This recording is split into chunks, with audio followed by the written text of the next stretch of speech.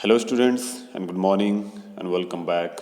This is Muhammad Arif, and you're watching your technical classes. So, in today's video, we are going to learn about RCC, and in RCC, we will learn about limit state method of designing beam, lintel, and slabs and all. Okay, so let's proceed.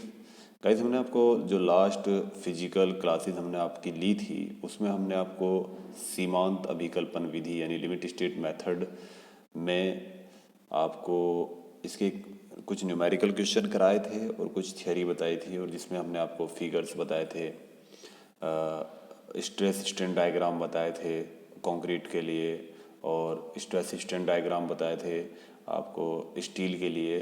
दो दो diagram बताए थे, एक actual diagram था उसमें।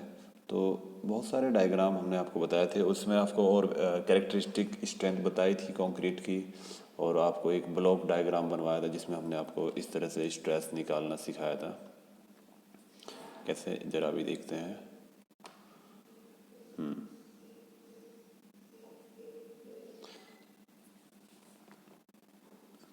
ये हमने आपको इस तरह का एक डायग्राम बताया था, स्ट्रेस डायग्राम। ये ब्लॉक था, बीम का क्रॉस सेक्शन था और एक स्ट्रेस डायग्राम बनाया था। हमें एक स्ट्रेन डायग्राम बनाया था इस तरह का और एक स्ट्रेस डायग्राम बताया था इस तरह का।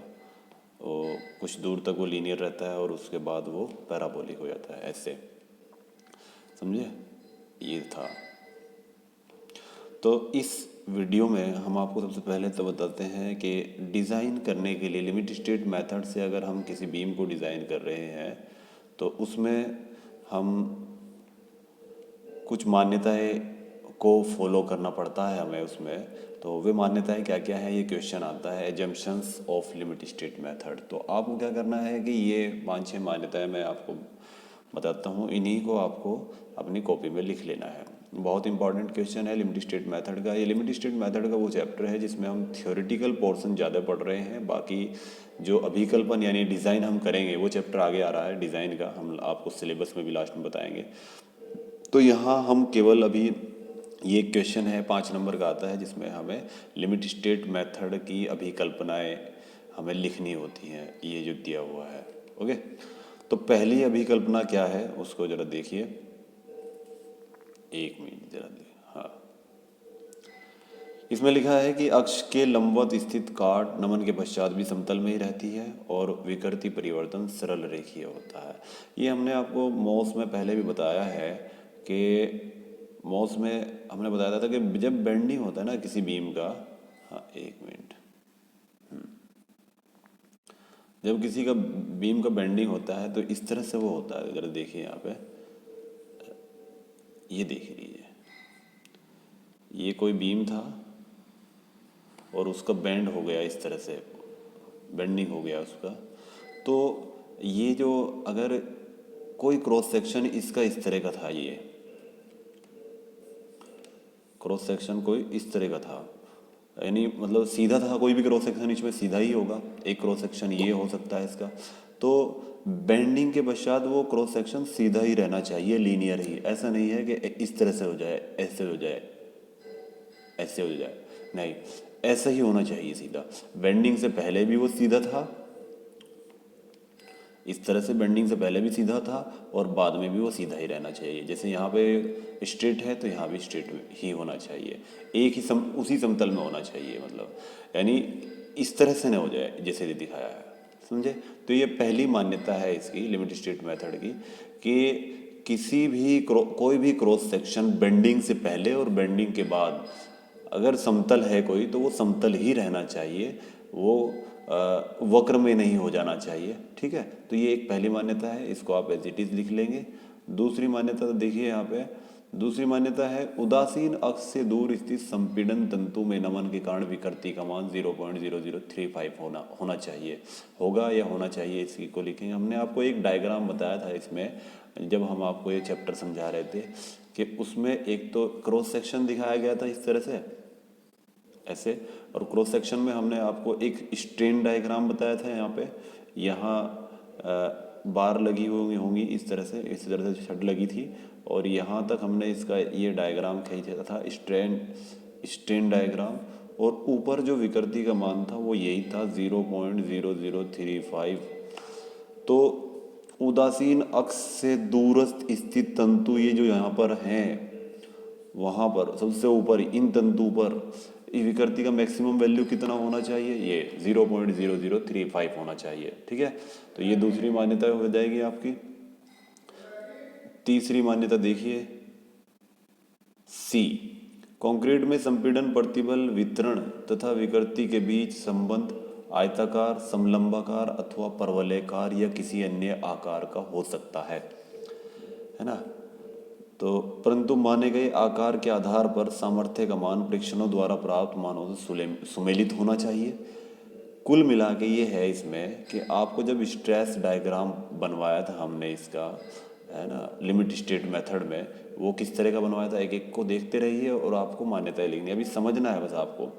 इस तरह से बताया था हमने उसका कि ये क्रॉस सेक्शन, ये स्ट्रेन डायग्राम इस तरह का, एक स्ट्रेस डायग्राम बताया था हमने आपको, ये इस तरह से आया था, कुछ दूर तक तो आयताकार आया था, फिर उसके बाद ये परवलयकार आ गया था ऐसे।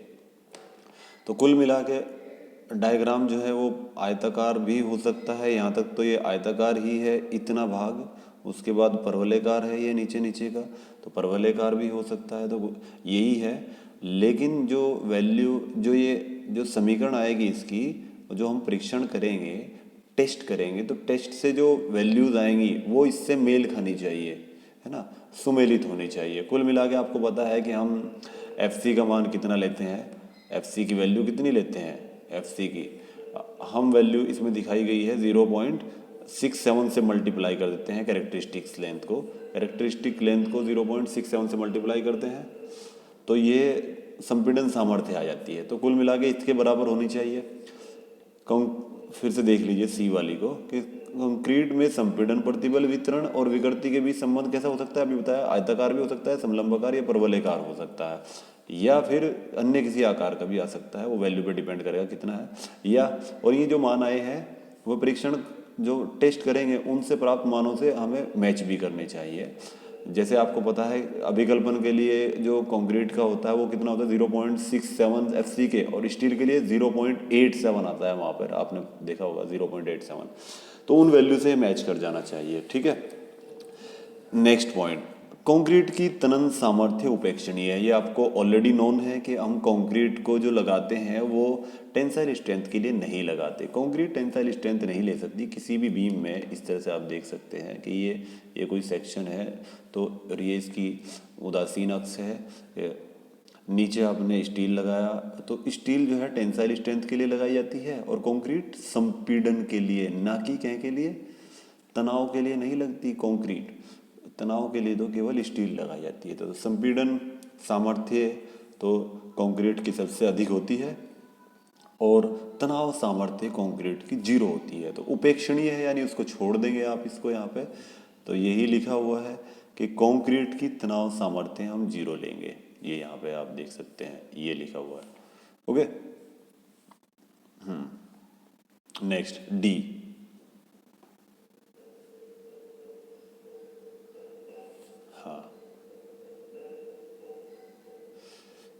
ई पे चलेंगे। प्रबलन इस्पात में प्रतिबल विकृति से वक्र से ज्ञात किए जाते हैं। मृदु इस्पात के लिए प्रतिबल विकृति आरेख हमने आपको 3 डायग्राम बना के दिखाए थे, स्ट्रेस स्ट्रेन डायग्राम। किसके लिए, मैं नीचे फिर से बना के दिखाता हूँ आपको कि स्टील के लिए जो डायग्राम आए थे हमने आपको, कंक्रीट के पहले हम आपको कंक्रीट के लिए बताते हैं। कंक्रीट का जो डायग्राम आया था वो इस तरह का आया था, आप देख सकते हैं ऐसे, कुछ दूर तक तो लीनियर था ये ऐसे, और बाद में जाके ऐसे मुड़ गया था, है ना। तो 0.02 से आप यहाँ पे होती है वैल्यू 0.002, उससे आप जो लाइन खींचते हैं वो आता है प्रूफ स्ट्रेस, और प्रूफ स्ट्रेस के समतुल्य संगत जो प्रतिबल होता है उसी अभिलाक्षणिक सामर्थ्य कहते हैं। ये कंक्रीट के लिए स्ट्रेस स्ट्रेन डायग्राम था। स्टील के लिए स्ट्रेस स्ट्रेन डायग्राम आपके 3 बनवाए गए थे, एक आदर्श। इस तरह से 3 अलग अलग ग्रेड के लिए अलग अलग डायग्राम आए थे, तो उन्हीं से मान ज्ञात करते हैं। ये बताया गया है कि स्टील के लिए जो वैल्यू स्ट्रेस की प्राप्त करते हैं हम इसी से मिल जाती है डायरेक्टली, लेकिन कंक्रीट में डायरेक्टली नहीं मिलती, आपको एक लाइन खींचनी पड़ती है, बनाना पड़ता है, कुल मिला के उसमें डायरेक्टली मिल जाती है कंक्रीट स्टील वाले में। ठीक है, नेक्स्ट नेक्स्ट देखिए, ये है, हाँ ये लिखा हुआ है कि ये मान्यता देखेंगे हम, इस पे आ रहे हैं। परबलन इस्पात में प्रतिबल विकृति वक्र से ज्ञात किए जाते हैं। मृदु इस्पात के लिए प्रतिबल विकृति आरेख 8.6 में, यानी आप यहाँ चित्र बना के दिखा सकते हैं, ये नहीं लिखेंगे आप लाइन के यहाँ से लेकर के किधर दर्शाया गया है, बस आप ये लिखेंगे कि ये तो चित्र बना के दिखा देंगे, और यह इसके लिए कि FE 415 और FE 500 के लिए प्रतिबल विकृति आरेख इस प्रकार है, ऐसे आप चित्र बना के दिखा देंगे, बस ये बाकी सब छोड़ देंगे। फिर से सुन लीजिए किस तरह से आप यहाँ से लेकर के ये और ये जो है यहाँ पे आप छोड़ देंगे। इसके बाद ये लिखेंगे 415 और 500 के लिए डायग्राम इस प्रकार है, ठीक है, ये हो जाएगी। नेक्स्ट 5 नंबर का क्वेश्चन है, काफ़ी इंपॉर्टेंट है। और फिर छठा ये F, तनाव परबलन इस्पात में अधिकतम विकृति विफलता के समय नीचे दिए गए मान से कम नहीं होनी चाहिए। आपको पता है, मैंने अभी यह डायग्राम आपको बना के दिखाया है कि डायग्राम में जब हम कंक्रीट के लिए खींचते हैं, कंक्रीट के लिए इस तरह से, तो ये जो डायग्राम आता है इसमें हम 0.002 से 0.002 वाली जो लाइन होती है ना, उसी से लाइन खींचते हैं यहाँ पे, तो विकृति उतनी तो कम से कम होगी, कितनी, 0.002, है ना, इतनी विकृति तो होती है, यानी ये तो होगी ही, इससे ज़्यादा भी हो सकती है, इससे कम तो नहीं होनी चाहिए, ये बताया है इसमें लास्ट वाली मान्यता में। देखिए यहाँ पे, तनाव परबलन इस्पात में अधिकतम विकृति विफलता के समय नीचे दिए गए मान से कम नहीं होनी चाहिए, है ना, यानी इससे कम नहीं होनी चाहिए, इतनी तो होगी, सॉरी मैंने बता दिया कि इससे अधिक हो सकती है, लेकिन इससे कम नहीं, हाँ कम नहीं होनी चाहिए, ज़्यादा हो सकती है, ये लिखा हुआ है। 0.002 से तो शुरू ही करते हैं, तो उससे कम तो हो ही नहीं सकती, ठीक है। ये जो साइन देख रहे हैं ना आप, ये बीच में यहाँ पे ये साइन है कि कम नहीं, कम यानी कम है, इसका मतलब तो होगा कम, और ये लगा दे तो कम नहीं होनी चाहिए। इस साइन को आप ऐसे भी कर सकते हैं, कैसे, इस साइन को कम नहीं होनी चाहिए का मतलब क्या है, ये तो ज़्यादा हो या उसके बराबर हो, ये है इसका मतलब। तो आप ये इस साइन की जगह आप ये साइन भी लगा सकते हैं, या तो ज़्यादा हो या बराबर, करेक्ट है। तो ये एक मॉडिफिकेशन है, आजकल इसको इस तरह से लिखने लगे हैं सीधा बना के, ये कि कम नहीं होनी चाहिए, does not less than, okay. तो ये इंपॉर्टेंट है बहुत ज़्यादा मान्यता लास्ट वाली, ये कि विकृति का मान जो है किससे कम नहीं होना चाहिए, इतना तो कम से कम होना ही चाहिए, 0.002 से जो है कम नहीं होना चाहिए, उससे अधिक ही है। तो यहाँ लिखा है कि विकृति EX का मान 0.002 से अधिक है, अतः इस्पात में विकृति पराभव विकृति से अधिक होगी, यानी ये पराभव विकृति होती है, इससे तो ज़्यादा ही होगी विकृति, ये कुछ जुड़ा हुआ है इसमें। इस मान्यता के अनुसार पराभव प्रतिबल इस्पात में प्रतिबल पराभव प्रतिबल के बराबर हो जाएगा, है ना, अर्थात खंड, देखो हमने आपको बताया था इस मान्यता, ये जो मान्यता है लास्ट वाली जो चल रही है, ये किससे बिलोंग कर रही है, ये बिलोंग कर रही है इस डायग्राम से जो कंक्रीट के लिए हमने खींचा था, ये जो डायग्राम आया था इस तरह से, और यहाँ से शुरू कर रहे थे हम इसको बनाना 0.002 से। तो स्ट्रेस का मान जो है वो कितना होना चाहिए, इतना होता है, कितना, पराभव प्रतिबल के बराबर होता है, इससे ज़्यादा नहीं हो सकता। पराभव प्रतिबल आता है ना यहाँ पे निकल के, इसको बोलते हैं प्रूफ स्ट्रेस, प्रूफ, और यहाँ पे जो निकल के आता है वो पराभव, इसी के संगत जो प्रतिबल होता है उसे पराभव प्रतिबल होता है कहते हैं। तो उससे अधिक नहीं होना चाहिए, ये वैल्यू आ गई, जहाँ इस लाइन ने इस कर्व को काट दिया वो वैल्यू हो जाएगी, इससे ज़्यादा तो आ ही नहीं सकता, तो इससे ज़्यादा नहीं है। देखो विकृति उससे कम नहीं होनी चाहिए और प्रतिबल इससे अधिक नहीं होना चाहिए, तो प्रतिबल अधिक नहीं होगा, इसका मतलब ये कौन सा प्रतिबल है, ये प्रतिबल जरा देखिए, ये प्रतिबल कौन सा है, पराभव, ये वाला कौन सा प्रतिबल है, अल्टीमेट पराभव प्रतिबल, ये है प्रूफ स्ट्रेस पॉइंट, उसी के संगत होता है। तो इससे अधिक नहीं होगा स्ट्रेस, इसमें इससे अधिक नहीं होगा तो क्या होगा, पर ये तो स्ट्रेस कम होगा, फिर कम तो हो सकता है और इसके बराबर भी हो सकता है, ज़्यादा नहीं हो सकता। यानी स्टील में जो स्ट्रेस का मान है वो पराभव से या तो कम होगा या उसी के बराबर, ज़्यादा नहीं हो सकता। ज़्यादा हो जाता है तो आपको पता है कि ओवर रेनफोर्स हो जाती है ना, कैसी हो जाती है, तो खंड ये तो जब बराबर हो जाएगा तो संतुलित हो जाएगा, और कम हो जाएगा तो अल्प परबलित होगा, ज़्यादा नहीं हो सकता, इसलिए अति परबलित नहीं हो सकता। ये हमने बताया था लिमिट स्टेट मेथड में डिज़ाइन करते हैं जब हम कंक्रीट उसका बीम का, तो उसमें खंड को हम अलाउ नहीं करते कि वो ओवरली रेनफोर्स्ड हो जाए, ओवरली रेनफोर्स नहीं होने देते, कैसा हो सकता है वो, या तो हो सकता है अल्प प्रबलित, ये लिखा हुआ है, या तो अल्प प्रबलित यानी स्ट्रेस का मान या तो कम हो सकता है या उसके बराबर हो सकता है। किसके, पराभव प्रतिबल के बराबर हो सकता है। तो ये मान्यताएं बहुत इंपॉर्टेंट है, आपको ये करनी है मान्यताएं, ठीक है। 5 नंबर का क्वेश्चन है, चैप्टर लगभग पूरा होने की स्थिति में है यहाँ पे। हाँ चलिए, तो 5 नंबर का क्वेश्चन है ये। पूरी मान्यता है कि लिमिट स्टेट मेथड में प्रयोग की जाने वाली एजम्पशंस क्या क्या हैं, वो ये एक क्वेश्चन है 5 नंबर का, ठीक है। तो ये आपको करना है, यहीं से एज इट इज उतार लीजिए। फिर से मैं आपको एक बार थोड़ा सा ओवरव्यू दे देता हूँ इसका, कि आपको पहली मान्यता ऐसे कैसी लिखनी है, दूसरी भी यही लिखनी है, तीसरी को आप यहाँ तक लिख सकते हैं, सुमेलित होना चाहिए, है ना। और 3 हो गई, चौथी को आप पूरी लिखिए। 5वीं को मैंने अभी बताया था कि आप कहाँ तक, यहाँ तक स्ट्रेस डायग्राम से ज्ञात किए जाते हैं, और विकृति आरेख FE 415 और 500 के लिए बना के दिखा देंगे इसमें। और नेक्स्ट के लिए आप देखिए यहाँ पे, एक मिनट, नेक्स्ट के लिए चलते हैं। नेक्स्ट में आप ये पूरी लिखेंगे, छठी मान्यता, ये छठी मान्यता पूरी लिखेंगे। और कहाँ तक लिखेंगे छठी मान्यता, फिर देख लीजिए, छठी यहाँ से तक पूरी लिखेंगे, ये फॉर्मूला भी लिखेंगे, और ये पूरा ही लिखना है कि यहाँ पे, हाँ इस मान्य, बस यहाँ से लिख लेना, इस मान्यता के अनुसार प्रतिबल में अनुसार प्रतिबल पराभव प्रतिबल के तो बराबर हो सकता है या कम हो सकता है। बराबर होगा तो खंड संतुलित होगा, और कम होगा तो अल्प प्रबलित होगा, ओवर रेनफोर्स नहीं होगा। यानी लिमिट स्टेट मेथड में बीम को ओवर रेनफोर्स नहीं किया जा सकता। The beam can not be over reinforced in limit state method while designing. Okay, एक क्वेश्चन कराते हैं इसका हम आपको, इससे पहले भी हमने एक क्वेश्चन कराया था, यही शायद क्वेश्चन आपको पहले भी करा दिया गया है, तो इसलिए ताकि आप ट्यून अप हो जाए। तो ये एक क्वेश्चन है, यहाँ इसको देखेंगे क्वेश्चन। एक आयताकार धरण, ये लिखा हुआ है एक क्वेश्चन, इसको आप 8.3 कह सकते हैं, ये आपके नंबर काम आएगा। 8.3 ध्यान रखना इसको, ये है 8.3। तो एक आयताकार धरण का प्रभावी पार्ट 5 मीटर है। क्या है, प्रभावी पार्ट 5 मीटर है, धरण की चौड़ाई 300 mm, प्रभावी गहराई 500 mm, धरण पर 30 किलो न्यूटन पर मीटर का सर्विस लोड कार्य कर रहा है। और ये कंक्रीट का ग्रेड दिया है M20, FE 415 स्टील का ग्रेड है, इससे निर्मित है। और हाँ, इससे निर्मित है। तो धरण के लिए इस्पात की आवश्यक मात्रा, धरण में कितनी स्टील काम लगेगी वो हमें बताना है। HL तथा अध्यारोपित भार के लिए लोड फैक्टर का मान 1.5 है, ये हमें पता भी होता है। रो का मान 25 किलो न्यूटन पर मीटर की घात 3। हमें AST ज्ञात करना है। क्या ज्ञात करना है, AST, ध्यान रखना, स्टील का एरिया, है ना। एरिया यानी वो मात्रा में ही आ जाएगा, ठीक है, कितना मतलब स्टील लगेगा वो बताना होता है, वो एरिया ही हो जाता है। तो क्या क्या दिया हुआ है आपको पता है कि M20 कंक्रीट दी हुई है, तो ये 20 इसकी क्या हो गई, FC की कैरेक्टरिस्टिक स्ट्रेंथ होती है, आपको पता है, ये नीचे हमने लिख दी। फिर FE 415 ये स्टील की दी हुई है, तो स्टील के लिए लिख दिया, FY का मान हो गया। B का मान इस क्वेश्चन में 300 दिया हुआ है, आप लिख लेना, है ना, ये 300 दिया हुआ है। D का मान 500 दिया हुआ है। और प्रभावी आवरण ये हमने मान लिया कि 50 mm है ना।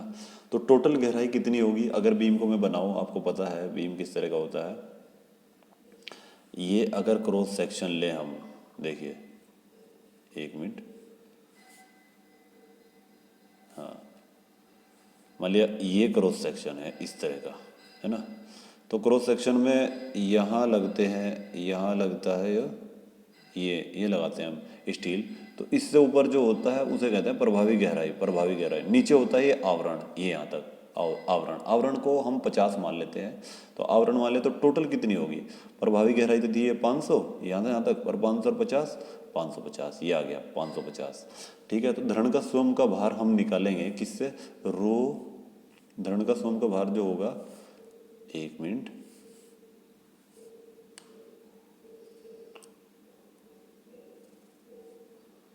हाँ, धरण का स्वयं का भार निकालेंगे हम रो GV से, वेट का फॉर्मूला होता है रो GV, है ना। और जी लगाते हैं तो किलोग्राम न्यूटन में आ जाता है। और अगर जी, हाँ, और अगर रो का मान अगर किलोग्राम पर मीटर क्यूब में होता है, और अगर रो का मान ही किलो न्यूटन में दे दिया हो, अगर किलो न्यूटन पर मीटर में ही दे दिया हो तो फिर न्यूटन में ही आएगा, तो फिर जी की जरूरत नहीं है। तो यहाँ फॉर्मूला जो लगा है वो लगा है रो वी, फिर से देखिए कौन सा, रो वी। तो रो का मान आपको पता है ऊपर दिया हुआ है, ये रहा, आप यहाँ देख सकते हैं, ये रहा 25, ठीक है। और v आयतन हो जाएगा। आयतन कैसे निकालते हैं, लंबाई गुना चौड़ाई गुना ऊंचाई। तो रो का मान तो यहाँ पे रख दिया हमने, ये रहा 25 है ना, और लंबाई चौड़ाई 300 है और संपूर्ण गहराई 550 है, तो उसको मीटर में कन्वर्ट किया, 1000 से भाग कर दिया, ये आ गया क्षेत्रफल, और लंबाई को मान लिया 1 इकाई 1। तो लंबाई गुना चौड़ाई गुना ऊंचाई तो हो गया क्षेत्र आयतन, और ये रो से भाग कर, रो से गुना कर दी, तो ये आ गया टोटल इसका वजन कितना है धरण का अपना। इसे डेड लोड बोलते हैं। क्या बोलते हैं, ये है डेड लोड, ये रहा। ओके, ये डेड लोड है।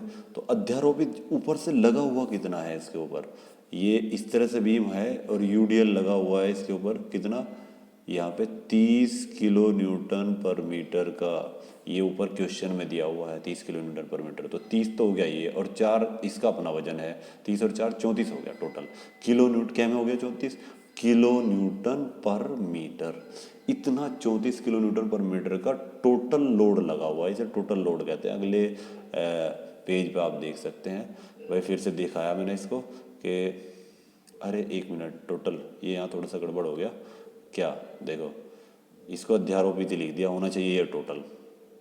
क्या लिख दिया हमने, ये होना चाहिए, ये अध्यारोपित नहीं है, ये टोटल लोड है। जब जोड़ देंगे तो टोटल हो जाएगा ना। इसको लाइन को छोड़ दो, आगे चलते हैं, आगे दिखा रखा है मैंने इसमें कैसे, ये रहा कि भाई अध्यारोपित भार तो हो गया 30 किलो न्यूटन, और है ना 4 था इसका अपना वजन, तो 34 हो गए टोटल। तो आपको पता है फैक्टर ऑफ सेफ्टी का, लास्ट टाइम जब हमने क्वेश्चन कराया था आपको 1.5 से डिवाइड कर दिया था आपने वहाँ पे, जबकि हमें यहाँ पे गुना करनी है। कैसे, आपको पता है अल्टीमेट लोड का क्या फॉर्मूला होता है, या फैक्टर ऑफ सेफ्टी का आप देख सकते हैं क्या फॉर्मूला होता है। फैक्टर ऑफ सेफ्टी का फॉर्मूला जो होता है वो होता है, ये रहा, अल्टीमेट ऊपर आता है और वर्किंग आता है नीचे। तो इस पर टोटल वर्किंग कितना काम कर रहा है, 34 काम कर रहा है ना वर्किंग। तो 34 की अगर हम फैक्टर ऑफ सेफ्टी में गुना कर दे या लोड फैक्टर में गुना कर दे तो अल्टीमेट निकल जाएगा कि नहीं, ये वाला निकल जाएगा। तो इन दोनों की गुना कर दी, तो यानी फैक्टर ऑफ सेफ्टी का मान दे रखा है इसने 1.5, और वर्किंग हमने निकाल दी 34 की 1.5 की गुना कर दो तो अल्टीमेट निकल गया। वहाँ आपने इसको डिवाइड कर दिया था, ये बिल्कुल गलत है, यहाँ सही है ये, है ना। क्योंकि फॉर्मूला चाहे लोड फैक्टर हो चाहे फैक्टर ऑफ सेफ्टी हो, ऊपर अधिकतम आता है नीचे वर्किंग आता है, ठीक है। इस बात का ध्यान रखना, वो वहाँ पे सही कर लेना आप इस चीज़ को आप यहाँ 1.5 से टोटल लोड को गुना करेंगे तो ही तो अल्टीमेट आएगा। आप यहाँ से देख सकते हैं फॉर्मूले से, ठीक है। तो अल्टीमेट लोड आ गया आपका डब्ल्यू का मान कितना, 51 आ गया। 1.5 से जैसे ही मल्टीप्लाई, किलो न्यूटन पर मीटर, ये पर मीटर में ही चल रहा है। तो ये बीम के ऊपर इस तरह से टोटल इतना काम कर रहा है, कितना जी, 51 किलो न्यूटन पर मीटर। 51 को आप 52 लिख सकते हैं क्योंकि 1.875 है, तो इसको 52 लिख दिया आपने। तो इसका पे आघूर्ण निकाल दो आप, कितना होगा, मॉस से निकाल देंगे आप, पिछले साल में आपने पढ़ा था m बराबर WL²/8। तो MU इसको क्यों कहा, क्योंकि अल्टीमेट है, ये है अल्टीमेट, U से मतलब अल्टीमेट, तो आघूर्ण भी अल्टीमेट निकलेगा। तो WL²/8 उससे निकाल दिया आपने, तो कितना आ गया, ये आ गया 162 पॉइंट, हाँ 1 मिनट, हाँ 162.5 ये आ गया है, यहाँ देख सकते हैं आप 162.5 आ गया। 1 मिनट, थोड़ा सा टाइम लग रहा है बस, चलिए।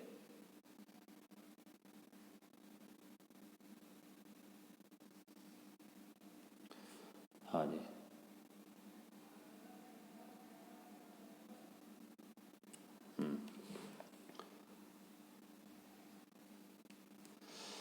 ये आ गया है 162.5 किलो न्यूटन मीटर आघूर्ण।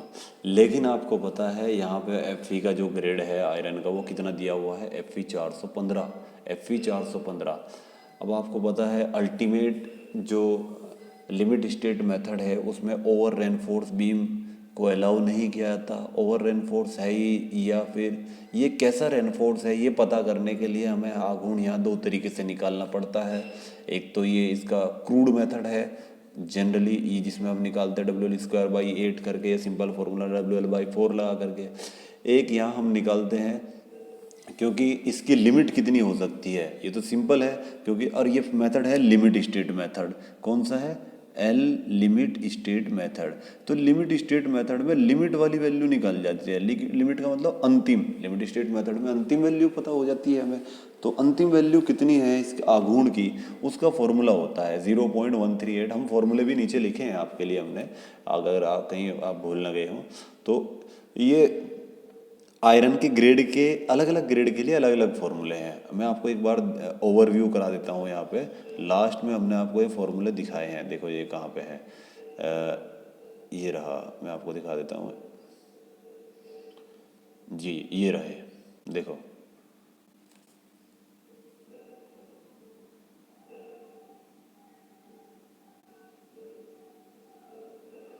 देखिए ये दिया हुआ है, देखो Fe 415 के लिए कितना है, ये mu लिमिट का फॉर्मूला है, ये रहा, ये इससे निकल के आया, ये लास्ट में 0.138 इंटू एफ सी के इंटू बी डी स्क्वायर। ठीक है, इसका ध्यान रखेंगे। Fe 500 के लिए कितना हो जाएगा, अलग फॉर्मूला हो जाएगा। तो इस तरह से ये फॉर्मूला हमने यूज़ किया है, क्योंकि लिमिट स्टेट मेथड में हमें पहले ये पता करना है कि ये बीम ओवर रेनफोर्स है या अंडर रेनफोर्स है या फिर बैलेंस्ड है। आपको पता ओवर तो चलता नहीं है, तो अंडर या बैलेंस हो सकता है, अल्प परबलित या संतुलित खंड हो सकता है। तो उसी को निकालने के लिए हमने mu के दो मान निकालने पड़ेंगे, एक अंतिम और एक कार्यकारी। तो वो ही निकाले हमने यहाँ पे, जरा देखिए। तो हाँ, ये निकाल रखा है। तो आप देखेंगे यहाँ पे कितनी वैल्यू आई है इसकी, जो इस फॉर्मूले से निकाली हमने, ये आ गई 207, और वो थी कितनी, 162। तो अगर mu का मान यहाँ पे क्या हो गया, कम हो गया लिमिट वाले से, तो अगर कम हो गया तो ये कैसा है, अल्प परबलित, ये है अल्प परबलित। तो अल्प परबलित हो गया तो हम कम वाली ही वैल्यू लेते हैं। कौन सी लेंगे, अगर हम आगे कैलकुलेशन करेंगे तो कौन सी लेगी जाएगी, 162.5 ली जाएगी। ठीक है, हमें निकालना है, आपको पता है AST, तो AST निकालने का फॉर्मूला हमारे पास ये भी है, MR बराबर, बहुत इंपॉर्टेंट फॉर्मूला है MR का, ये रहा, देखिए लास्ट में। MR बराबर होता है 0.87 FY AST into D minus 0.416 into XU। ये है क्या एक्चुअल में, आपको बताया था कि ये जो स्ट्रेस डायग्राम आया था लिमिट स्टेट मेथड में, लिमिट स्टेट मेथड में जो स्ट्रेस डायग्राम आता है वो किस तरह का आया था बताएं आपको। ये ऐसा आया था, इस तरह से करके, ऐसे। तो इसका ऊपर से गुरुत्व केंद्र कितनी दूर आया था, उसकी वैल्यू मैं आपको बताऊं, वो थी 0.416 इंटू XU, है ना। और टोटल कितनी होती है, ये होती है D। तो D में से अगर मैं ये ऊपर की वैल्यू घटा दूं तो नीचे की बच जाएगी लीवर आर्म, इसे कहते हैं लीवर आर्म। तो लीवर आर्म से गुना करी है, ये है लीवर आर्म, और ये है एरिया, और ये स्टील के लिए है ना, तो स्टील के लिए है। तो बल गुना दूरी लगा दिया आपने, बल गुना दूरी। तो ये फॉर्मूला है MR का, है ना, समझ गए आप। इसको देख सकते हैं अपनी कॉपी में, हमने इसको प्रूफ भी कराया हुआ है कि 0.416 कैसे आई थी ये।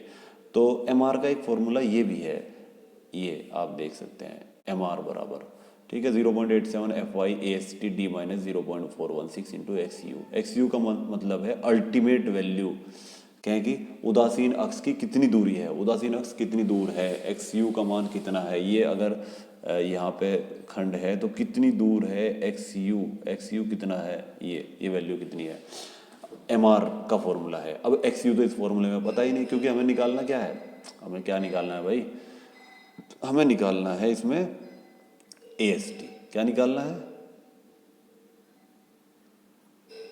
हाँ, AST निकालना है। तो AST निकालने के लिए हमें इसमें सारी वैल्यू चाहिए, ये AST निकालने के लिए हमें सब वैल्यू चाहिए, ये सब। तो सारी वैल्यू निकालने, XU का मान तो पता ही नहीं, तो XU का एक फॉर्मूला ये भी होता है, आपको पता है 0.87 FY AST। अब एक्चुअल में ये फॉर्मूला नहीं है, ये फॉर्मूला आया कहाँ से, 0.36 FCK into B into XU बराबर ये सारा, ये तो XU यहाँ से निकालो तो ये बटे में आ जाएगा ये सारा, समझ गए। तो ये फॉर्मूला था, यानी संपीड़न स्टील के लिए, ये कंक्रीट के लिए और ये स्टील के लिए बराबर होते हैं। तो इसलिए यहाँ पे एक्स यू का मान आपने निकाल दिया, ये भी एक फॉर्मूला है। और एक्स यू का मान निकालने के बाद आपने एम आर की वैल्यू निकाली, या एक्स यू का मान ये पूरा पूरा यहाँ पे रख दिया, यहाँ पे एक्स यू नीचे रख के दिखाया हमने, यहाँ पे ये रखा हुआ है। तो इसमें सारी तो वैल्यू पता है हमें, बस ए एस टी नहीं पता। ए एस टी निकालना है और यहाँ बचेगा A S T. M R का मान हमने निकाल लिया है 165, कितना 165। तो देखिए नीचे हमने सारी वैल्यू रख दी इसी तरह से, ठीक है। ये रही, इसका वैल्यू रख दी 0.87, एफ वाई 415 है, ए एस टी नहीं पता, डी का मान 500, संपूर्ण गहराई नहीं है ये है प्रभावी गहराई 0.416 हो गया, 0.87, 415, ए एस टी नहीं पता। तो कुल मिला के यहाँ से ये समीकरण आ गई, ये है ना, ये एक द्विघात समीकरण है। द्विघात समीकरण को सोल्व करेंगे सीधे धराचार्य से, और सीधे धराचार्य से सोल्व करने के बाद ए एस टी का मान आ गया, ये रहा। कितना मान है, ये है ए एस टी का मान, ये रहा है। तो यही हमें निकालना था। फॉर्मूला होता है पाई/4 डी स्क्वायर, एरिया का फॉर्मूला। तो डी कह दो चाहे फाई कह दो, फाई स्क्वायर। तो यहाँ से अब कितनी छड़ लगाई आपने, ये स्टील का ही रहेगा, तो छड़ कितनी लगाई, 7 मान लो, 8 मान लो, 6 मान लो, जितनी मानेंगे उसी के हिसाब से डाय निकल जाएगा। इन्होंने 7 मानी, 7 मान के इन्होंने डाय निकाल दिया। हालांकि यहाँ डी नहीं कह सकते बस इसको, क्योंकि डी को आप डेप्थ कहते हैं, तो यहाँ फाई कहते हैं हम इसको, तो इसलिए फाई लिया है। तो यहाँ 14 mm की कितनी छड़ें लगेंगी स्टील की, इसमें 7। 8 मानोगे तो डायमीटर कुछ और आ जाएगा। फिर देखिए यहाँ ये वैल्यू आपको माननी है खुद, डिज़ाइन करना खुद होता है, इसमें आंसर नहीं आएंगे, आप खुद डिज़ाइन करेंगे। बस ए एस टी का मान तो आप निकाल दिया, चलो ये रहा ए एस टी की वैल्यू। तो ये वैल्यू आपकी यहाँ पे, आप अगर 8 सरिये लगाना चाहते हो तो यहाँ 8 रखी तो डायमीटर निकल जाएगा। लेकिन इसको डाया को डी नहीं मानना, आपको कितना मानना है, फाई मानना है, फाई। तो इसलिए हमने यहाँ फाई लिखा है। फाई बराबर 7 मान के कितना आ गया, 14। 8 मानोगे तो कुछ और आएगा, 6 मानोगे तो कुछ और आ जाएगा, 6 छड़ लगाओगे तो ज़्यादा डायमीटर के आ जाएंगे। तो कुल मिला के ये क्वेश्चन था, इसी पर आधारित कुछ क्वेश्चन आपको करने हैं। ये चल रहा है आपका लिमिट स्टेट मेथड, लगभग टू बी कंप्लीटेड है। थ्योरी तो इसकी कंप्लीट हो गई, एजम्पशंस पे ही। न्यूमेरिकल क्वेश्चन है कुछ, जैसे मैंने कराया ऐसे ही आपको भी करने हैं। तो मैं कुछ आपको होमवर्क के लिए दे रहा हूँ लास्ट में, ये रहे, ये आपको होमवर्क, ये मैंने फॉर्मूले सुझाए हैं आपको, ये सजेस्ट किए हैं फॉर्मूले कि आप इनका यूज़ कर सकते हैं। ये वही फॉर्मूले हैं मैं जिसके बारे में अभी बता रहा था कि एक्स यू का मान कैसे आएगा। ये रहा एक्स यू का मान निकालने का तरीका, है ना। प्रतिरोध आघूर्ण निकालने का तरीका है, ये मैंने जो अभी इस्तेमाल किया है फॉर्मूला। लास्ट में मैंने कहा था कि एम आर का फॉर्मूला भी होता है एक, ये रहा, ये एम आर का फॉर्मूला है जो यूज़ किया है इसमें।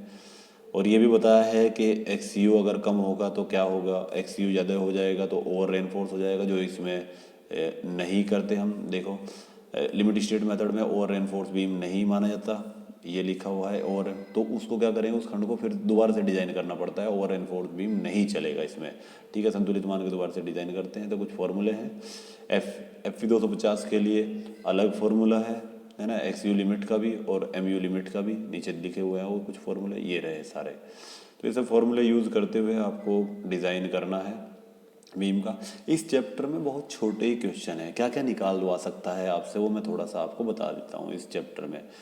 नहीं तो डिज़ाइन के क्वेश्चन तो बहुत बड़े बड़े क्वेश्चन हैं, वो आपके आगे आएंगे। इसमें आपसे निकलवा सकता है C N A, actual neutral axis, actual में तो एक्चुअली निकलवाता है जिसे एक्स यू कहते हैं। और फिर आपसे पूछ सकता है ये अंडर रेनफोर्स बीम है कि ये संतुलित खंड है क्या, बैलेंस बीम है क्या, ये क्वेश्चन पूछ सकता है। ज़्यादा से ज़्यादा आपसे अभी ए एस टी निकलवा लिया इसने, ए एस टी निकाल दिया तो आप इसमें डाया भी निकाल सकते हो स्टील का, फाई। इसी को कह रहा है कि डिज़ाइन करो, जब डाया निकल गया तो डिज़ाइन हो गया भाई, डायमेंशन निकालने को जो डिज़ाइन कहते हैं, तो ये करा सकता है। और एक क्वेश्चन आपसे पूछ सकता है आघूर्ण निकालने वाला, कौन सा निकालने वाला, एम यू पूछ सकता है कि भाई एम यू बताइए कितना है, या प्रतिरोध आघूर्ण से एम आर भी कह सकते हैं, ये पूछ सकता है। और तो कुछ नहीं पूछेगा, अभिकल्पन। लेकिन ये पूरी तरह से डिज़ाइन नहीं है, डिज़ाइन के चैप्टर अलग से आ रहे हैं, ध्यान से सुनिए। ये यहाँ तक तो सिंपल 2-4 पैरामीटर पूछ लिए आपसे कि एक्चुअल न्यूट्रल एक्सिस कितनी कहाँ होगी, एक्स, और इसका एम यू कितना होगा या एम आर, और इसका स्टील इसमें कितना लगेगा, ये नहीं। तो डिज़ाइन करने के लिए एक पूरा प्रोसीजर है, उसको हम आगे फॉलो करेंगे, पूरा का पूरा चैप्टर है आगे, ठीक है। ओके, तो ये था आपके कुछ फॉर्मूले जिनका यूज़ करके आपको क्वेश्चन करना है। और क्वेश्चन है होमवर्क के लिए, ये है आपके लिए, ये 8.2 है। और जो मैंने न्यूमेरिकल कराया है उसका नाम है 8.3, ठीक है। इससे आगे वाला क्वेश्चन है वो, ये 8.2 है। ठीक है, तो ये करना है आपको। अगर प्रॉब्लम आई तो फिर हमारे से पूछिएगा। और फिर एक क्वेश्चन आपको ये करना है, ये रहा। ये देखो मैंने कहा ना, एक इसमें 8.3 जो क्वेश्चन मैंने कराया है उसी का यूज़ करना है। बाकी सारा बस 30 के स्थान पे 40 कर दिया इसने। अपने आप करिए पूरा का पूरा क्वेश्चन। ठीक है, नेक्स्ट क्वेश्चन है इसमें एक और दिया हमने आपको, ये रहा। मैंने कहा था ना AST पूछ सकता है, तो इस क्वेश्चन में AST पूछा है। AST निकालिए आप, है ना। स्टील की मात्रा भी कह देते हैं कई बार इसी को, है ना। ये हो गया। एक क्वेश्चन और है आपके लिए, ये है। इसमें इस्पात का प्रयोग करें, क्या निकलवा रहा है, प्रबलित इस्पात का क्षेत्रफल। फिर वही AST पूछ रहा है, इंपॉर्टेंट क्वेश्चन है, वो करना है आपको। करेक्ट। चलिए नेक्स्ट। तो हम आपको सिलेबस बताते हैं आपको कि कितना कवर हुआ है और कितना हमें कराना है। देखिए, सबसे पहले हमने आपको इंट्रोडक्शन ऑलरेडी करा दिया है, ये चैप्टर हो चुका है आपका। और इसमें सब काम हो गया है। HYSD, ये TMT बार हमने आपको पढ़ाए थे पहले ही। दूसरा चैप्टर था introduction following method, RCC, working stress method, limit state method और प्रॉब्लम सिंगली डबली की हमने प्रॉब्लम आपको कराई थी। ये वर्किंग स्ट्रेस मेथड की ही थी, है ना। तीसरा चैप्टर हमने आपको नहीं कराया अभी तक, ये वाला चैप्टर आपका शेयर वाला नहीं हुआ है, ये कराना है एक, तो हमें ध्यान रखेंगे। नेक्स्ट यानी 2 चैप्टर तो आपके ये पहले हो गए। कौन कौन से, एक और एक, दो हो गए हैं। नेक्स्ट है आपका कॉन्सेप्ट ऑफ, चौथा चैप्टर ये चल रहा था आपका, concept of limit state method. इसमें हमने डेफिनेशन और कुछ एजम्पशन आज बताई हैं। ये एजम्पशन थी, देखिए सिलेबस को देखते रहिए और काम करिए। एजम्पशंस हैं आपकी। पार्शियल फैक्टर ऑफ सेफ्टी पहले ही पढ़ा चुके हैं, पार्शियल फैक्टर ऑफ सेफ्टी भी पढ़ा चुके हैं, है ना। दोनों डिज़ाइन लोड पढ़ा चुके हैं। स्ट्रेस ब्लॉक डायग्राम पैरामीटर, ये हमने आपको डेरिवेशन टाइप कराया था, बहुत इंपॉर्टेंट था ये। किसी तरह का आया था ये, जरा मैं आपको एक बार और बता दूं। ये इस तरह का फिगर था, वहाँ पे हमने आपको बताया था जिस दिन तीनों बैठे थे आप, लिटिल भी था और अनुज भी था और आप भी थे दीपक। तो इस तरह का था वहाँ पे ये। और इसके बराबर में एक डायग्राम आया था ये वाला, तो वो डेरिवेशन है ये जो लास्ट में दिया हुआ है ये वाला। ठीक है, तो यहाँ 4 चैप्टर आपके आज पूरी तरह से हो गए हैं। कल को हम आपका 5वां चैप्टर कराएंगे, ये है सिंगल रेनफोर्स बीम। ओके, तो तब तक के लिए आप ये काम कर लीजिए जो हम आपको दे रहे हैं। ओके, तो वीडियो की लेंथ देख लेते हैं कितनी हो गई। ये हो गई है आपकी 37 मिनट का वीडियो है। चलिए ठीक है, तो ज़्यादा लंबी वीडियो हो जाएगी नहीं तो तब तक इस आपको ये काम आप सब कर लीजिए और अपना सिलेबस सामने रखिए। आपका पेपर जो है ऑनलाइन भी हो सकता है और ऑफलाइन भी हो सकता है। Okay, so thank you for being on this video and then bye.